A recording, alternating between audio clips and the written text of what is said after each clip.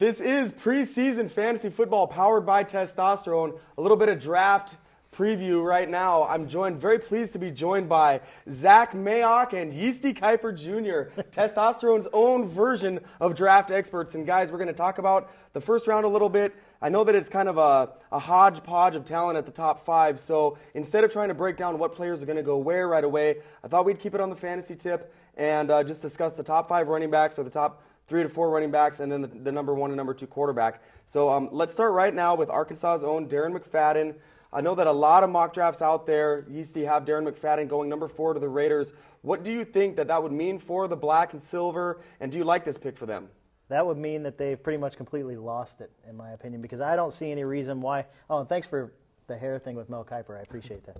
I don't see why Darren McFadden would even need to be in the silver and black. They've got Fargus, they've got Bush, they've still got Lamont Jordan.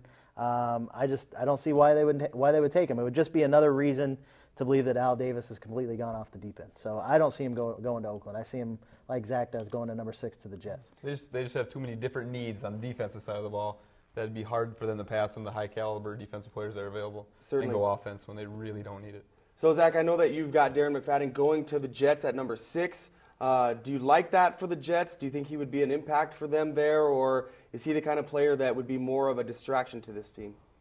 I think he'd be a great player for this team. They're looking for a playmaker on offense, and they have a solid offensive line. I mean, they have a young offensive line, and they brought in Faneca, so they're solid. They're just looking for that one guy who can make plays happen from anywhere on the field, and McFadden can be that guy. And if he's there, they're going to take him. Yep. Last thing on Darren McFadden, Yeastie, my question to you is, out of 100%, what's the percent chance that Darren McFadden will be on the roster and not holding out week 1 for whichever team he's on? Everything that I've read about him is that he's trying to turn the corner as far as his attitude goes. His agent said they're going to be pretty easy to deal with. I don't think he's going to be like Reggie Bush was a couple of years ago and wanting number 1 pick money because, with that whole situation they had there. I think he'll be on there. I think he'll be their starting running back, week 1. I think he'll be in camp on time. And he needs to be. He needs the money. He's got to pay that child support. Yep. Well, and one thing that he should learn if he does want to turn the corner is wear a condom, brother.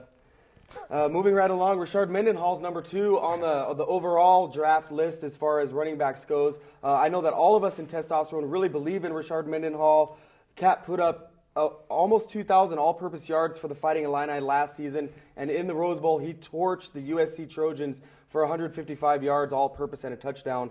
Zach, let's start with you. We're thinking that he potentially could go to the Broncos. Don't you think he'd look great in the blue and orange? For the Broncos, he'd fit that offense perfect. They got that zone blocking scheme, and he's got good vision. You can tell when he's running Illinois. He's got good cutback ability. He's got the speed to hit those holes and just go. And he also can catch the ball out of the backfield, which Shannon really likes out of his running backs.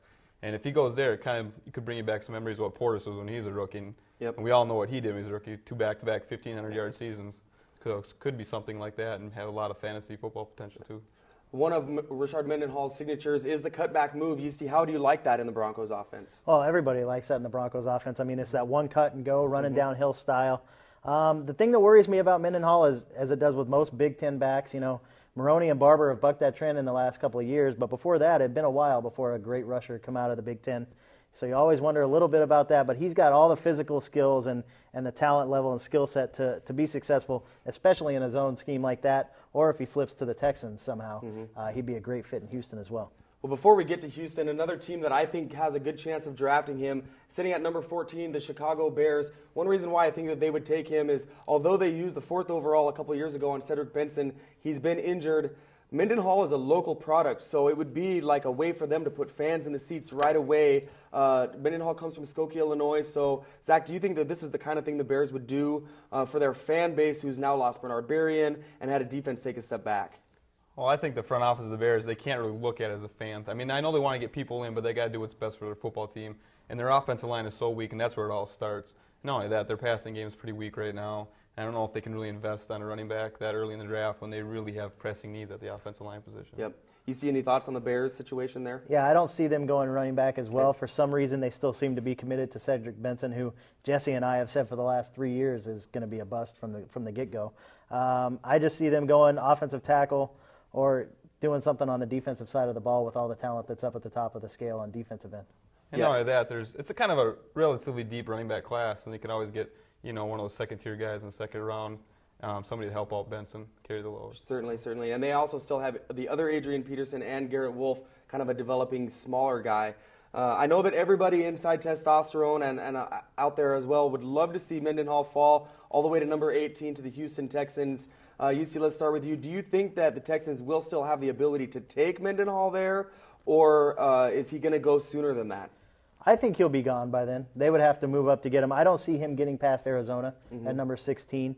So I don't think Houston's going to be able to take him. I think they're probably going to end up taking Jonathan Stewart if that toe isn't an issue for him. Okay, and we'll definitely get to Jonathan Stewart next. But, Zach, if the Texans were to get Rashard Mendenhall, how do you like him there? I think he'd fit that offense perfect. And you look at some of the lesser backs that they've had, like Ron Dane, guys that have really produced in their offense that really weren't that talented.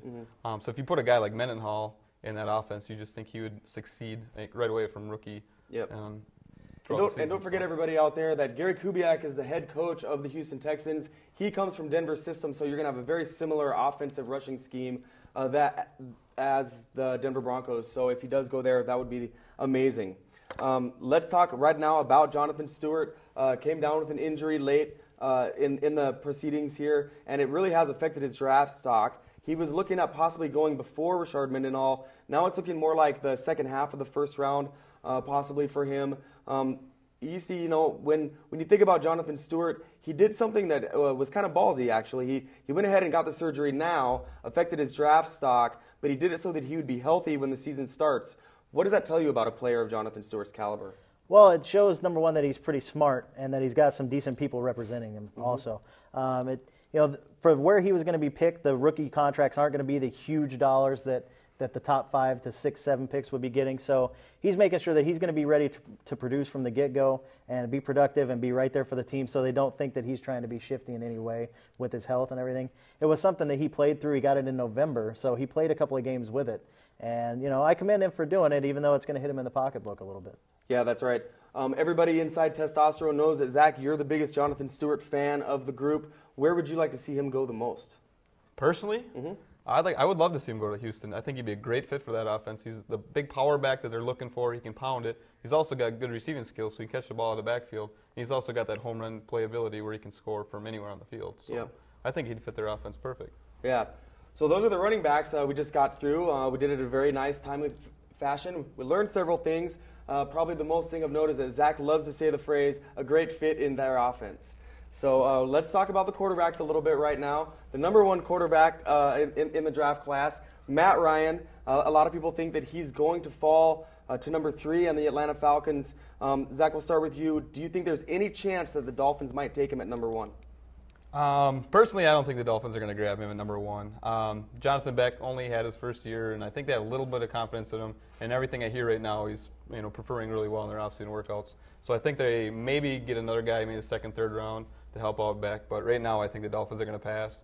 As for the Falcons, I had them going number 3 in my mock draft to the Falcons. I moved them down because I just feel like the Falcons are going to try and get one of those second-tier guys, maybe like a Chad Henne or Brian Brom. They have 3 second-round picks. And they have a lot more pressing needs outside on defense instead of grabbing Matt Ryan there. So as far as the Falcons go, you think he'd be a great fit in their offense? He would be. I just don't think they're going to take him. Certainly. Yeastie, the Falcons and Matt Ryan, you think he's going to go there? And if so, how do you like him there? No, I don't think he's going to go there. I think he's probably going to slide all the way to Baltimore at number 8. Kansas City, there's been some discussion about him going there. But I think their offensive line needs are too much to where I think they're going to reach and take a tackle at number 5. So I see him going at number 8. I don't think he's going to go to Atlanta.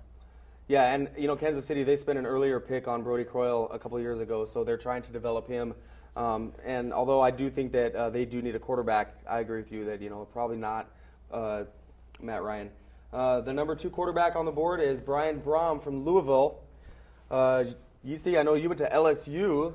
Yeah. Why don't you? That's nowhere near Louisville. It's nowhere near Louisville. It starts with an L, though. No, hey, why Sorry not? about that. Actually, but anyway, tell me what your take is on Brian Brom. Brian Brom has a below-average arm, in my opinion. He's pretty accurate with it. I actually wouldn't grade him out as the number. I can't say grade him out. It's not like I've done that much research.